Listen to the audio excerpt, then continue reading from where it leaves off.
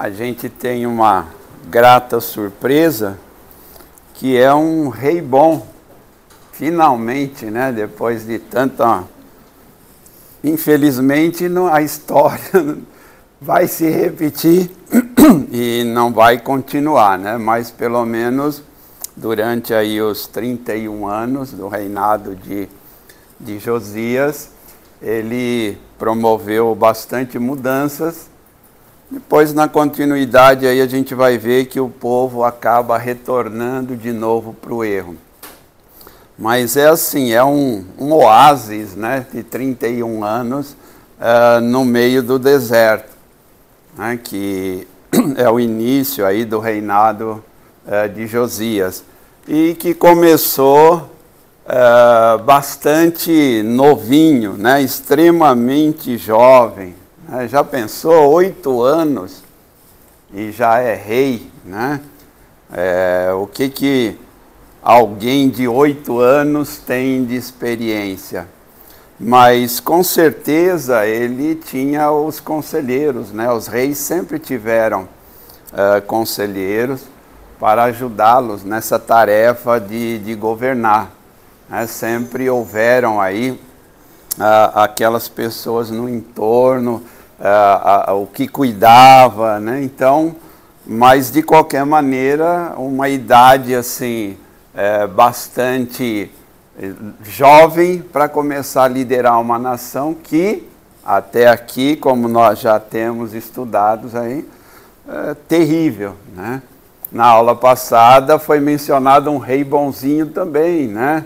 Mas que teve lá os seus problemas. E eu lendo aqui sobre Josias, não encontrei, né, o autor não colocou lá uma observação que o desabonasse. E para todos os reis, tem lá a frasezinha, e fez o que era mal aos olhos do Senhor.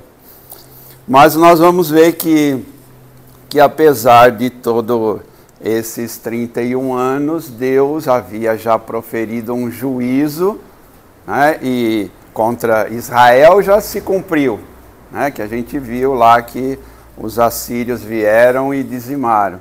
Judá permanece um pouquinho mais, mas também tem lá uma palavra contra Judá.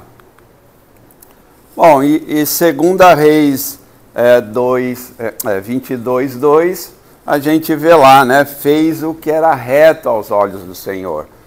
Quando eu coloco lá entre parênteses, né, é da NVI, como eu sei que muitos usam, né, lá traz o que o Senhor aprova, né, fez coisas corretas. E apesar, né, ele não foi influenciado, apesar de toda a idolatria, que começou com aquela pessoa maravilhosa que foi quem mesmo? Isso, todo mundo falou junto, eu não entendi. Jeroboão, né? Várias vezes Jeroboão é mencionado, seguiu os passos de Jeroboão, né? Ele é citado aí, parece que aquele assim, a pessoa mais horrível, a cada lição que a gente vê vê sendo mencionado que quem começou essas práticas horrorosas foi aí o Jeroboão. E como foi o reinado de Josias, né? O reinado de Josias foi uma referência na espiritualidade de Judá, né? Eu coloquei ali, representou uma renovação da fé. Então, nós vamos ver aí, quem já leu os 2 capítulos aí, vê que são tomadas diversas providências para resolver o problema da idolatria, uma série de problemas de comportamentos do povo. Então, percebe-se que quando a gente tem uma liderança, né, correta, há sim uma renovação espiritual. Eu repasso isso daí até para o ambiente nosso religioso, nas igrejas. Quando a igreja possui uma liderança que está fazendo o que o Senhor aprova, nós temos também um povo que segue esta liderança. Infelizmente, também temos o inverso, né? Quando existe uma liderança que não faz o que o Senhor aprova, muitos acabam seguindo essa liderança. Outra coisa que ele fez lá é um retorno às raízes religiosas, que nós também vamos acompanhar aí, vamos ver no decorrer do capítulo. E qual é uma das providências que o Josias toma lá? Restaurar o templo, né? E se é mencionado isso, provavelmente o templo assim, estava em condições precárias, porque o lugar da adoração foi mudado, nós já vimos, né? As datas comemorativas foram mudadas por Jeroboão, e o povo vinha nessa espiral aí ascendente. Então, provavelmente Josias olha, né, aquela construção, deveria já estar lá, né, rachada, eu não sei se era reboco, como era, né, tudo caindo, sujo, né, e ele provavelmente olha para aquilo e vê a necessidade de restaurar o templo, que sempre é uma referência para o povo de Israel. Então, ele escolhe lá um sumo sacerdote, o Ilquias, e fala para que ele vá e supervisione a restauração do templo. Então tem lá uma parte do texto onde é relatado isso daí, a contratação das pessoas, é mencionado que houve uma série de colaborações, de doações.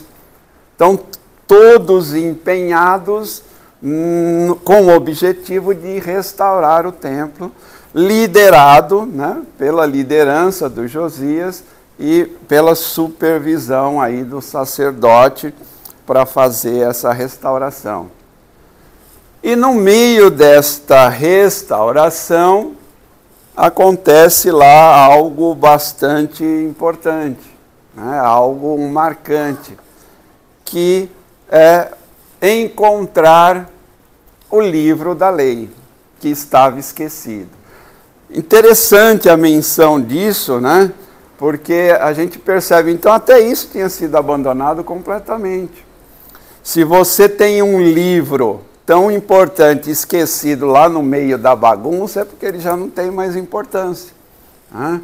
Às vezes a gente faz isso, né? Nossa, eu li tal livro, alguém pede, isso aí está em algum lugar, aí lá vai você, aquela bagunça, as estantes. Então, porque o que é algo que tem importância, você deixa em destaque, né? Eu lá, o livro que eu estou lendo, os livros que eu estou estudando, está ali na minha mesa, está ao alcance da minha mão. Aqueles mais antiguinhos já está lá escondido. Então, provavelmente, até isso fora completamente ignorado. E a gente tem aí algumas revelações, né? Uma delas, Judá havia negligenciado os mandamentos de Deus por um longo tempo. Se ninguém estava lendo o livro, estava abandonado, jogado lá no templo, ninguém estava consultando. Gerações e gerações simplesmente abandonaram completamente, ignoraram completamente. Outro detalhe, né? Sugere que a situação do templo e do livro da lei também sugere que a devoção ao único Deus também já tinha ido, né? Tanto é que havia uma série de ídolos e mais adiante vai ser ordenado a destruição completa desses ídolos. Então, simplesmente esquecido. Esquecido o templo, esquecido o livro da lei, né? Completamente esquecido esses detalhes. E aí, claro, né? Se eu esqueço o templo, esqueço a lei, a nação acabou se desvirtuando. a gente podia até fazer um paralelo, né, para a gente ter um certo cuidado. Uma vez que a igreja não é mais tão importante para nós, uma vez que a palavra de Deus, a Bíblia, não é mais importante para nós, vai acontecer o quê? Um afastamento. Já é difícil a gente manter uma vida correta, vindo à igreja, lendo a Bíblia, já é complicado, eu acho, né? Já é difícil. A gente tem que estar o tempo todo ali atento, né? Para não escorregar. Agora imagina se eu simplesmente largo lá, né? Esqueço lá. A gente estava falando que, acho que é na sala de oração, a Adriana mencionou que foi passear por aí e encontrou umas caixinhas. É isso, né, Mral? Onde se colocava as coisas, e ela achou interessante, né? E aí o Hartmut brincou, às vezes a gente achava até a Bíblia esquecida lá na caixinha, né? Então, às vezes acontece isso, né? Cadê minha Bíblia? Está no banco da igreja aí, né? Então, é uma revelação, né? De repente, durante a semana não precisa da Bíblia, pode ser ignorado completamente. Então, imagina uma nação, né, com lideranças que não se preocupou com isso, né? Aí um resultado trágico. E aí, é claro, uma vez encontrada, é feito a leitura, né, desse aí. Eu fiquei pensando assim, deve ter demorado bastante, né, para ler, né, tudo isso, né? Haja paciência, né? Tem até um lugar lá na Bíblia que fala que Paulo ficou pregando tanto tempo que o sujeito dormiu, caiu, né? Aqui o sujeito já dorme com 15 minutos de pregação, né? Então, imagina ouvir Paulo pregando a leitura da lei, né? Naqueles coisas complicadas, desenrolar com cuidado, né? Então, é mencionado lá, sucedeu, pois, que ouvindo o rei as palavras do livro da lei, o que ele faz? Ele rasga as suas vestes. Né? Isso aí é uma lamentação, é um reconhecimento, é um arrependimento. Esse comportamento aí, ele demonstrava, o rei queria demonstrar como era grave, ele entendeu tudo o que estava acontecendo. Falou, poxa, nós não estamos obedecendo nada do que está escrito aí. Está aí escrito e nós simplesmente esquecemos durante todos esses anos. Então ele tem uma atitude de lamento, né? Uma atitude de ficar constrangido, e aí ele rasga suas vestes, porque é algo que ele considera gravíssimo. Com essa atitude, o que ele está manifestando? Primeiro, a importância das Escrituras, que havia sido negligenciado. É algo que a gente também tem que atentar. Às vezes a gente esquece da importância desse livro e se preocupa mais com outras coisas que as pessoas escrevem. Às vezes pessoas que nem têm conhecimento, ou um conhecimento raso demais das Escrituras. Eu já vi pessoas citarem passagens das Escrituras com interpretações totalmente incorretas, mas as pessoas acabam acreditando devido a uma liderança que apoia determinados comportamentos. Uma outra coisa que ele reconhece que as Escrituras é que são a fonte da verdade divina. É algo que a gente tem que ter em nossa mente. A verdade está aqui, a verdade nem sempre está sendo dita por quem está falando.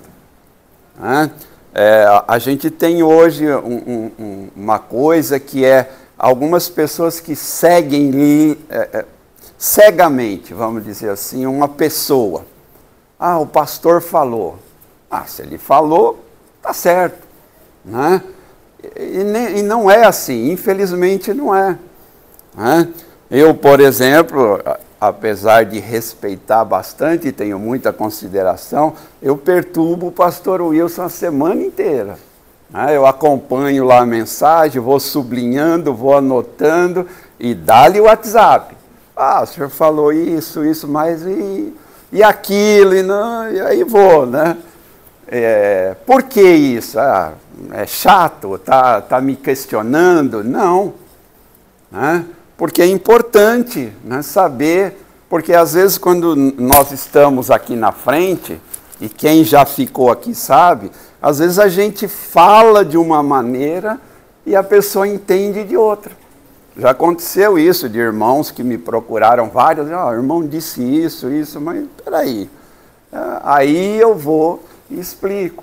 Né? E às vezes a gente, na ânsia aqui de falar tudo que foi planejado, acaba falando alguma coisa e as pessoas não entendem de outra maneira. Então daí a importância, né? A revelação está aqui nas Escrituras e o Josias reconhece isso. E ele reconhece que a base para a vida religiosa e moral do povo. E isso também é importante, né? Essa questão de que é importante não só para a vida religiosa, mas para uma vida moral.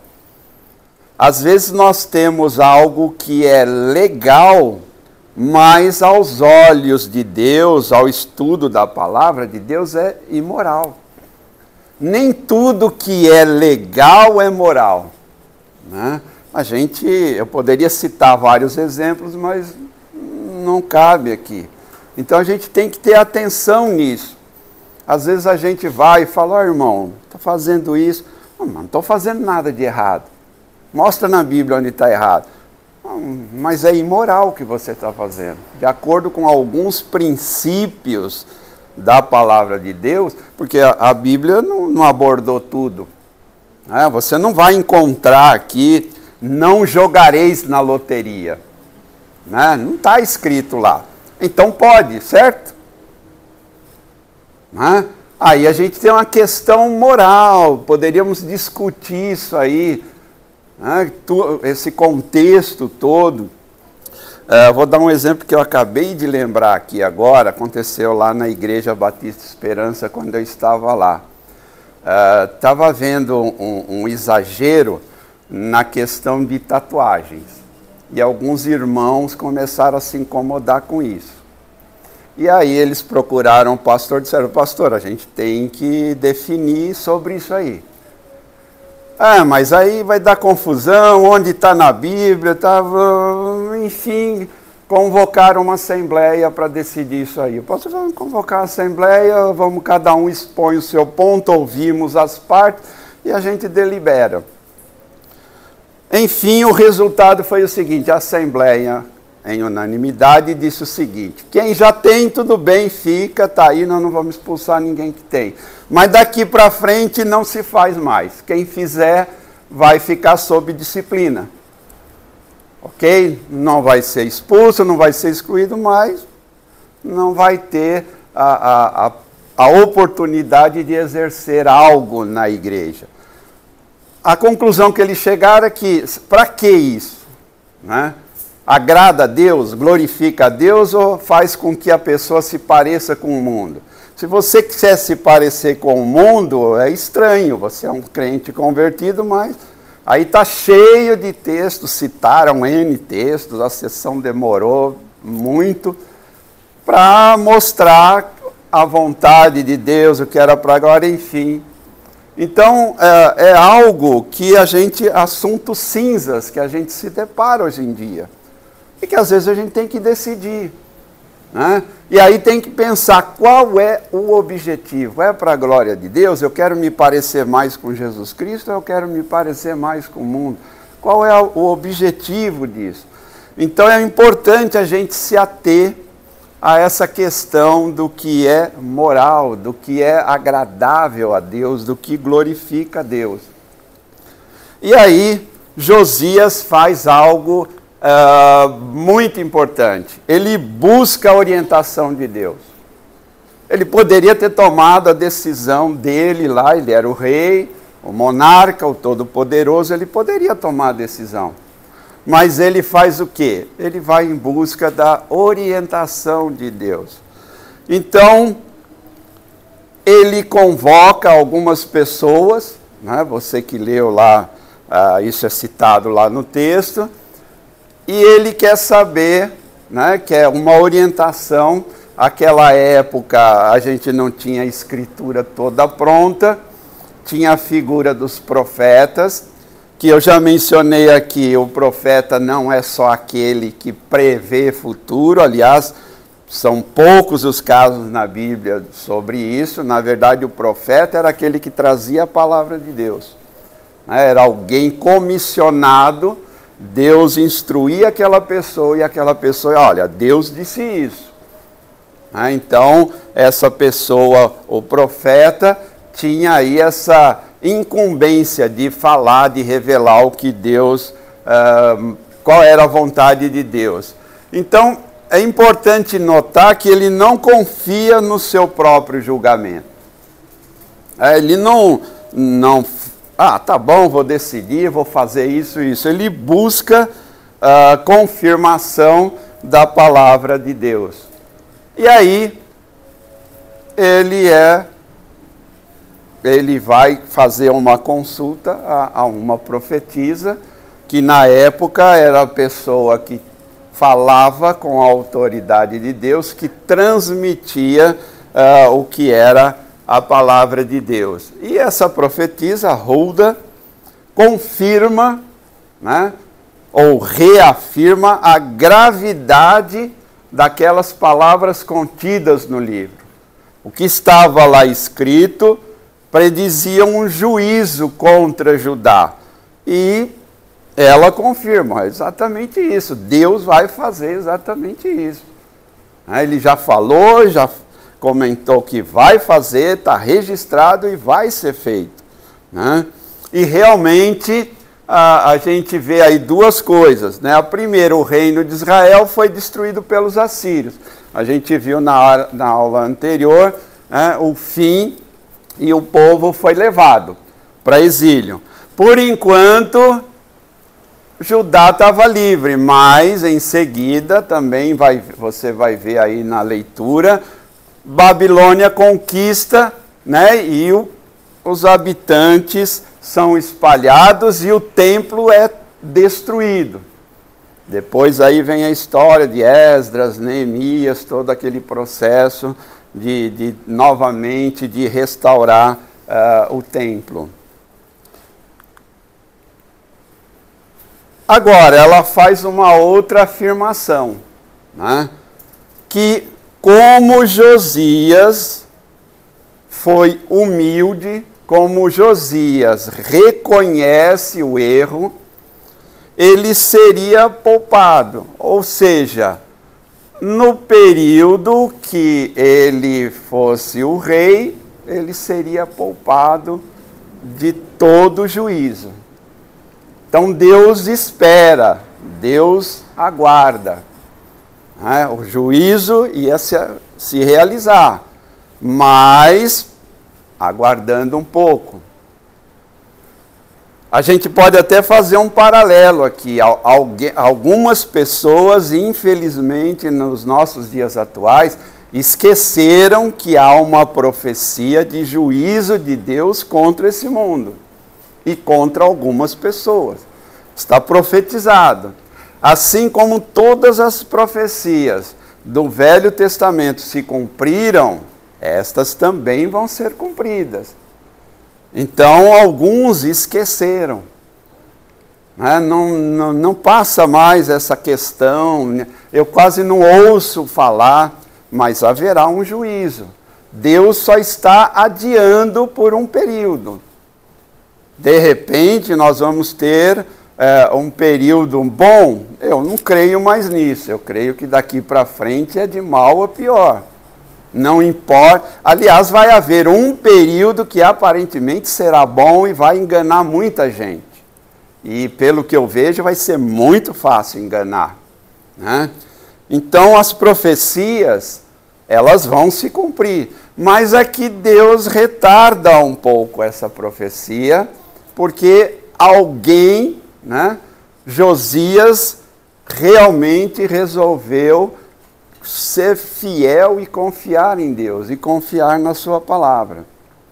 E aí o que ele faz? Ele vai para o povo, né? Agora eu vou informar para o povo o que eu sei, o que eu ouvi, o que a profetisa falou. Então ele chama lá os líderes, convoca uma reunião, e aí o ato, né, de se convocar esses líderes é algo que demonstra uma seriedade, uma importância para o que ele vai fazer em seguida, né?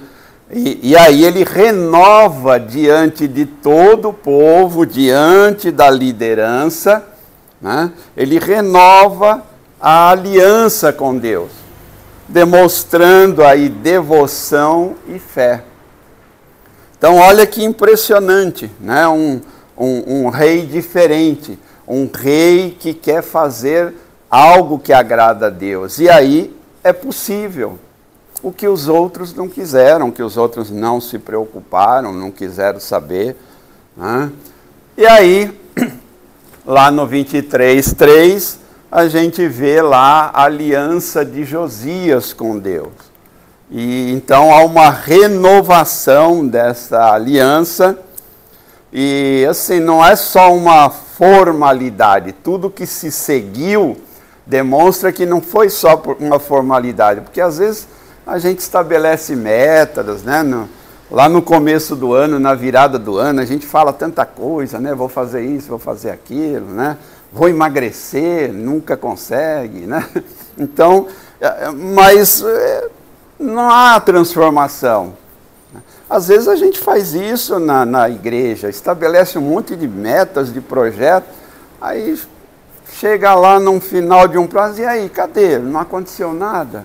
Aqui não, né? Pelo que a gente lê no texto em seguida aí, ele age, ele toma atitudes, né? Ele tem uma ação. Aí cita lá, né, que ele fez uma aliança perante o Senhor, eu destaquei lá, né? Essa aliança significa o quê? Guardar os mandamentos. Então, havia o templo reformado, havia o livro da lei, um rei disposto, uma liderança disposta a cumprir o livro da lei, então todos são convocados a guardarem os seus mandamentos. E o povo apoia essa aliança. Interessante também, porque também se o povo não apoiasse, provavelmente não conseguiria vingar, né? Mas o povo apoia. E aí ele começa a tomar as providências.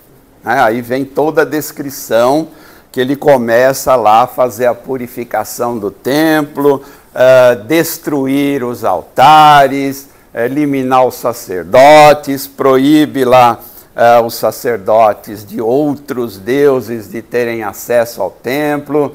Ele age, né? Ele quer eliminar por completo a idolatria, quer acabar com todas as influências negativas e que afastasse o povo de Deus. Ele deixa claro, né, que aqueles que serviam aos ídolos não vão ter mais permissão de fazer isso. A gente tem aqui uma clara separação, uma separação radical. Eu já mencionei aqui e repito, Deus sempre exigiu uma separação do seu povo, sempre. A mistura sempre foi danosa, né? E ele não se limita apenas a purificar o templo, né? Ele estende isso a toda a nação. Então não é só ali no entorno, envolve toda uma nação para que vai ser afetada por isso. Mas, passado lá o tempo dele, infelizmente, né, nem todas as histórias terminam como as historinhas da Disney e viveram felizes para sempre, né? Infelizmente, Josias morre em uma batalha. O autor aqui não menciona detalhadamente qual foi o objetivo dessa batalha, o porquê que ele acabou se envolvendo nesta batalha, mas aconteceu lá, né? Ele morre lá contra uma batalha contra o faraó do Egito. E aí, esse episódio encerra aí a história de Josias, que é considerado um dos monarcas mais justos e piedosos de Judá. Né? E é claro, né, quando alguma pessoa é boa, né, há um lamento do povo. Né? Provavelmente foi 31 anos de tranquilidade, de paz, de adoração ao Senhor, de pessoas servindo ao Senhor. E aí, de novo, a história se repete. Né? Temos lá praticamente os dois últimos, o Joacás e o Joaquim. Né? E aí o que acontece? Um reinado breve, né? E está lá de novo, faz o que é mal aos olhos do Senhor. Olha que incrível, depois de 31 anos experimentando a graça de Deus, o sujeito esquece, né? Devia estar vívido ainda na memória. Né? Não é que se passaram 100 anos, 50. Né? Um rei morre, normalmente o outro é colocado no trono. E já começa, né? Fez o que era mal aos olhos do Senhor. Então, as reformas que Josias fez, né, infelizmente a idolatria, a desobediência à lei, elas estavam arraigadas no povo, ela tinha raiz profunda no povo. Então não adiantou, né? Mesmo após 31 anos de uma liderança boa, excelente, nada foi resolvido. E aí a sucessão do Joacás é marcada pela ascensão do seu irmão. Seu irmão sobe ao trono, o Joaquim, e fez o que era mal aos olhos do Senhor. Continua aí a prática da idolatria, continua aí a prática da desobediência. Bacana, legal, eu já sei a historinha, já li, já sei contar para a criançada lá dos juniores, do maternal, e a gente aprende o que com isso? Né? Que lição nós podemos tirar disso daí? Primeiro ali, né? O Josias promoveu uma reforma espiritual. Eu acredito que nós estamos num tempo que a gente também precisa dessa reforma espiritual nas nossas igrejas. Eu creio que a gente precisa de um reavivamento. E cuidado, o reavivamento não é como o pentecostal pregava lá na década de 70. Né? Igreja reavivada é a que fala em línguas, é a que expulsa demônio. Não é disso que eu estou falando. Estou falando do exemplo de Josias, voltar integralmente para a palavra de Deus. Alguns movimentos estão simplesmente esquecendo ou ignorando completamente. Existe aí, não sei se alguém já ouviu falar, eu andei lendo e estudando sobre isso, não sei se vocês já ouviram, se chama teologia do domínio. Alguém já ouviu falar isso? Não dá tempo de eu detalhar aqui, quem sabe uma hora a gente fale, só resumindo, a teologia do domínio está presente em algumas igrejas onde o ensinamento é o seguinte: esquece o Novo Testamento, claro que eles não falam isso, é óbvio, tá? Mas esquece o Novo Testamento, Jesus Cristo, esse negócio de amar o inimigo, não. E vamos para o Velho Testamento, focado principalmente no rei Davi, porque Davi é o poder, Davi controlou tudo, Davi mata tudo, Davi destrói quem é inimigo. Então, alguns grupos já estão gestando isso há algum tempo. Tá? Você estude depois, se informe sobre a teologia do domínio. E eu tenho percebido nas igrejas batistas, fundamentalistas, pessoas adeptas da teologia do domínio. Lamentavelmente, infelizmente. 1 Timóteo 4:1. O que ele fala? Mas o Espírito expressamente diz que nos últimos tempos apostatarão alguns da fé, dando ouvido a espíritos enganadores e a doutrina de demônios. Que eu enquadro esse pessoal da teologia do domínio. Estão se afastando, tenho dito isso a exaustão e não vou parar de falar, nós não estamos na dispensação da lei, nós estamos na dispensação da graça. Deus não está tratando com Israel, não é para ter templo de Salomão, não é para ter arca, não é para ter quipá, não é para ter festa dos tabernáculos, isso é para Israel, já foi, Deus vai voltar a tratar Israel num determinado tempo, está profetizado. Agora é a época da graça, é a época de Jesus Cristo, é a época que o Deus que se encarnou ensinou o amor. A nossa bandeira é o amor, não o ódio. Então é o que Paulo está falando para Timóteo, que vai chegar uma hora, e eu acredito que já chegou, em que será realmente o inverso. Colossenses 2:8. Tende cuidado para que ninguém vos faça presa sua por meio de filosofias e vãs sutilezas, segundo a tradição dos homens, segundo os rudimentos do mundo e não segundo Cristo. Olha aí, claro, já temos um monte de gente aí que gostam de inventar filosofias, são sutis nas suas palavras. Eu relembro sempre, foi marcante a história do sapo, viu, Betinho? A história do sapo ficou na minha cabeça, né? Se você não estava aqui, o sapo jogado na água fervendo pula rapidinho, mas na água fria, no fogo esquentando devagarzinho, ele fica, né? Então, é um alerta lá, né? Não é para seguir a tradição do homem, não é para ficar nos rudimentos no mundo. Nós temos uma lei, nós temos o livro da lei, vamos dizer assim. Assim como Josias achou e disse, é esse que nós vamos seguir. O que mais a gente aprende aí com essas histórias? Que o pecado da idolatria, ele se infiltra sorrateiramente nas nossas vidas, né? E aí afasta da verdadeira adoração a Deus.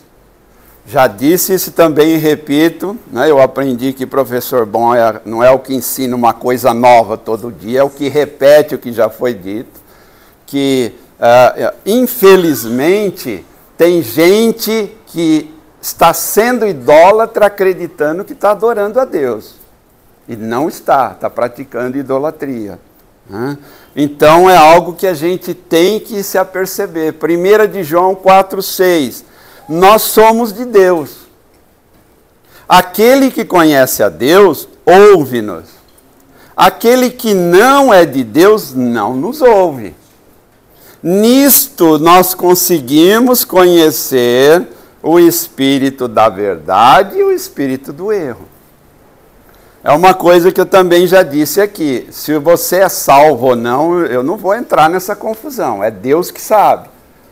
Agora, tem coisas que você faz que deixam com pulga atrás da minha orelha. Você é convertido. Você diz que é um cristão. Um cristão é um pequeno Cristo.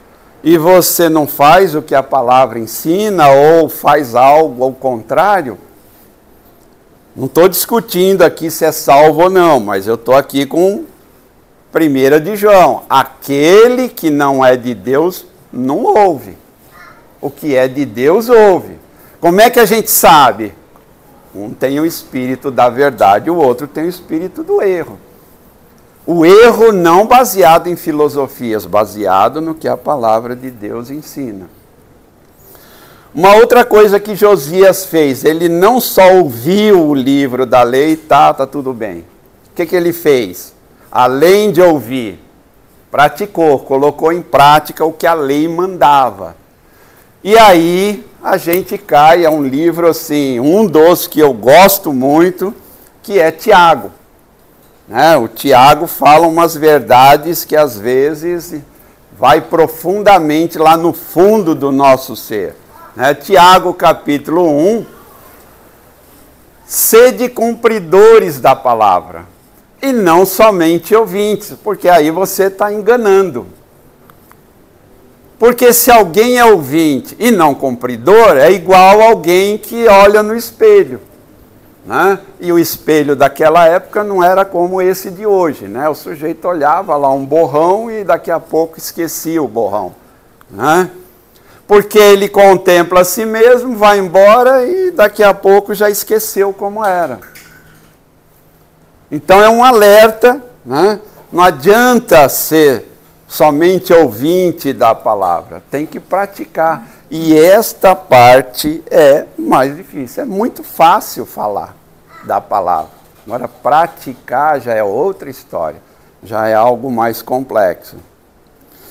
A gente tem que tomar medidas, assim como Josias tomou, medidas drásticas. Ele tomou medidas drásticas, ele expulsou, reformou, não quis mais aqueles que não estavam de acordo com o livro da lei. Ele tomou medidas drásticas para eliminar qualquer coisa que afastasse do livro da lei. E nós também devemos estar preparados para fazer isso. A gente hoje tem deixa eu procurar a palavra certa aqui para não dar confusão. A gente tem hoje algo de aceitação quanto a determinadas coisas, porque a gente acha que se a gente for tratar essas coisas, a gente vai arrumar confusão e vai provocar divisão, e aí o sujeito já tem salmos e provérbios na ponta da língua para citar. Mas o Josias tomou decisões drásticas. Vamos ver o que Paulo fala para Timóteo lá. Como te roguei quando parti para a Macedônia, que você ficasse em Éfeso. Para quê? Para advertires alguns que não ensinem outra doutrina. Então tinha alguém ensinando coisa errada. Senão ele não tinha falado. Ok? Nem deem as fábulas ou genealogia intermináveis. Não se deem.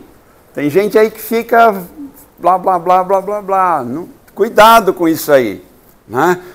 Por quê? Produzem questões que não edificam, que não servem para nada para a fé. Ele continua, ora, o fim do mandamento, antes ele fala. Presta atenção no que ele está falando, porque ele vai falar algo duro a seguir. O fim do mandamento é o amor de um coração puro, de uma boa consciência e de uma fé não fingida. Aí ele fala, do que desviando-se alguns se entregaram a vãs contendas. Conservando a fé e a boa consciência, a qual alguns rejeitando fizeram naufrágio da fé. Aí no verso 20 ele fala uma coisa, nota que ele falou lá no outro do amor, aí vem, no verso 20, entre esses, a turma que estava fazendo bagunça lá, afastando todo mundo da fé, Himeneu e Alexandre, os quais eu entreguei a Satanás, para que aprendam a não blasfemar. O apóstolo Paulo, o cara do amor, da graça de Jesus Cristo. Mas quando está errado, não tolero não. A hora que eu estava fazendo isso aqui, eu fiquei imaginando, já pensou a gente numa assembleia da IBASP, alguém levantar e falar, entrega o irmão Edson para Satanás. Primeiro que ninguém vai ter coragem de falar isso, porque já vai ter medo da reação do povo. Mas eu fico imaginando, então, vamos pôr alguém, é que a gente já conhece, Paulo, chegar lá na frente do púlpito, ele sabe que tem um sujeito que está arrumando confusão, está fazendo o que não deve, olha, aquele irmão lá, estou entregando para Satanás. O apóstolo Paulo nunca mais prega na IBASP. Nunca mais. O apóstolo Paulo. Isso demonstra que a gente não pode ser tolerante com certas coisas. Essa história do amor, e ele faz isso não é por maldade, porque ele fala antes do amor, da fé. Ele está fazendo porque é uma correção. O pessoal está blasfemando, está fazendo coisa errada, então ele precisa corrigir, porque se ele não corrigir, todo mundo acha que está certo e todo mundo vai começar a fazer. Então a gente tem que tomar cuidado quando a gente evoca o amor aos irmãos para não tomar certas providências. Romanos 16, 17 e 18. E rogo-vos, irmãos, que noteis. O que está entre parênteses lá é o que a NVI coloca, tá? Que tomem cuidado. Os que promovem dissensões e escândalos, ou seja, divisões, opõem obstáculo ao ensino, contra a doutrina que aprendestes. Desviai-vos deles, afastem-se deles. Porque os tais não servem ao nosso Senhor Jesus Cristo, mas ao seu ventre. Ou seja, aos seus próprios apetites. São egoístas, só estão pensando neles mesmos. E com suas palavras, né, são bajuladores, enganam os corações dos simples. Aí o Paulo, claramente dizendo, afasta-se desse pessoal. Provavelmente, se a gente fizer isso, alguém vai aparecer com algum texto dizendo do amor, não pode fazer exceção dos irmãos, totalmente fora do contexto. Tem uma ordem clara aí. Né? Se a pessoa não está se comportando como se deve, tem que se afastar dessa pessoa, mesmo dentro da igreja. É uma atitude de amor, ela deve ser levada para o pastor, para o presbitério, para ser alertada, para ser corrigida. E enquanto ela estiver fazendo o que é errado, ela não pode exercer nada na igreja, porque senão ela vai ser um mau exemplo. Tito 1, 10, 16. Porque há muitos desordenados, faladores, vãos, enganadores. Isso aí tudo Paulo fala para a igreja, tá? Paulo não escreve para o mundo, ele escreve para os crentes, ele escreve para a igreja. Os quais convém tapar a boca, para mandar esse pessoal calar a boca. Olha que duro. Já pensou Paulo chegar e escutar um irmão? Irmão, cala a boca, está falando coisa errada. Paulo também não entra mais na igreja ou vai para a assembleia para ser excluído. Não, aqui não exclui, aqui é desligado, né? Aqui é desligado. Bom, homens que transtornaram casas inteiras ensinando o que não convém. Por quê? Por ganância. Eles têm algo por trás. Esse testemunho é verdadeiro, portanto, repreende-os severamente, para que sejam sãos na fé, não dando ouvido a fábula, no caso lá ele está falando das fábulas judaicas, nem a mandamentos de homens que se desviam da verdade. Todas as coisas são puras para quem é puro, mas nada é puro para quem está contaminado e é um infiel. O seu entendimento e consciência estão contaminados. Então tem que dar um alerta para eles. Destaquei o 16. Confessam que conhecem a Deus, mas negam-no com as obras, sendo abomináveis, desobedientes e reprovados pelas obras que eles fazem. Olha aí, ele está falando para a igreja, tinha gente na igreja que estava enquadrado nisso daí.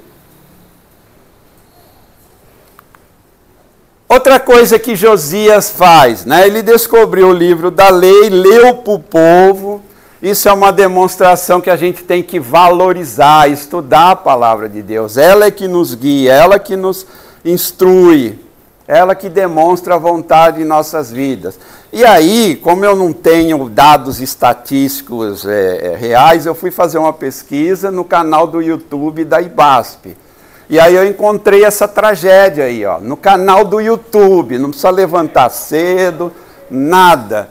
O culto a gente tem 123 visualizações no YouTube, e da IBD a gente tem 34.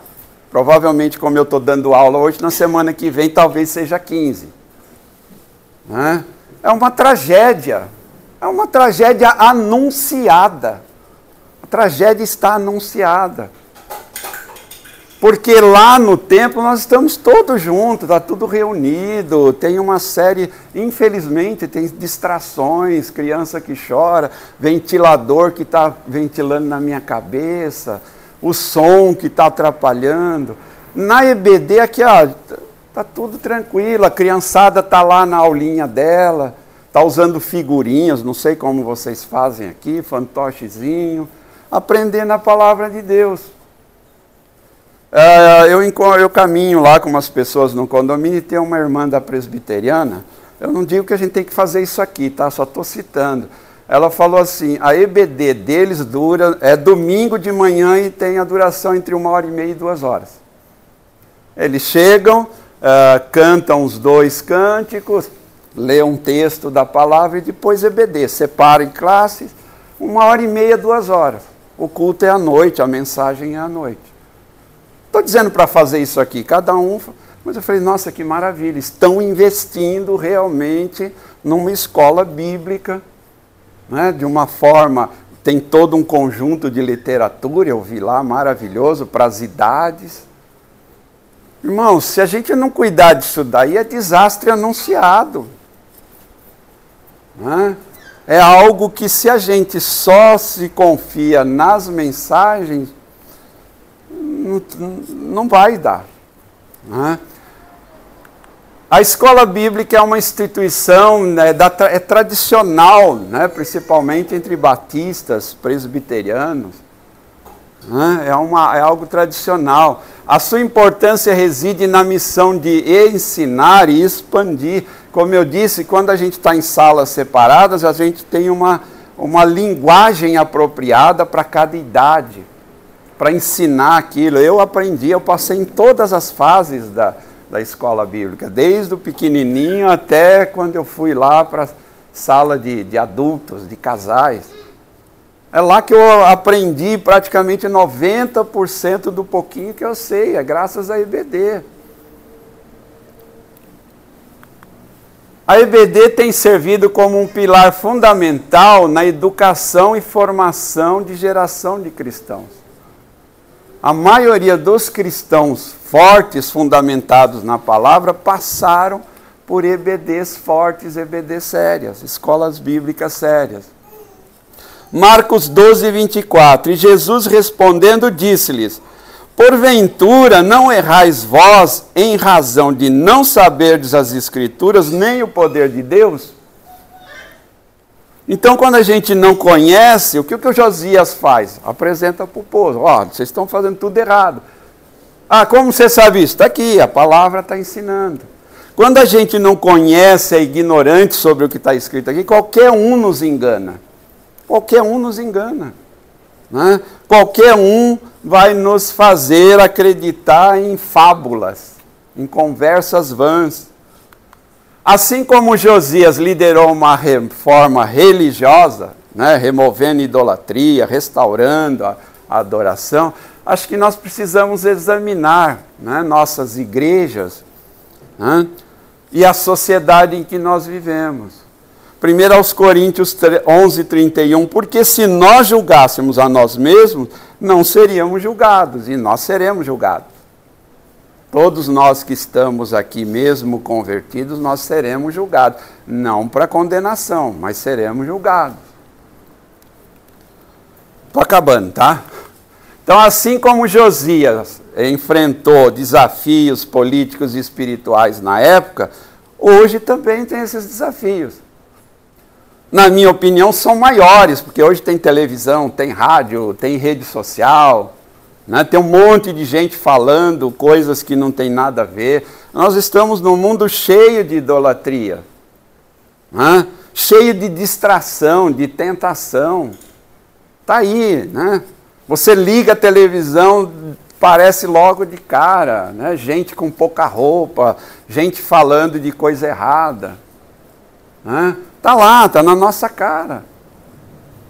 1 João 5,19, sabemos que somos de Deus.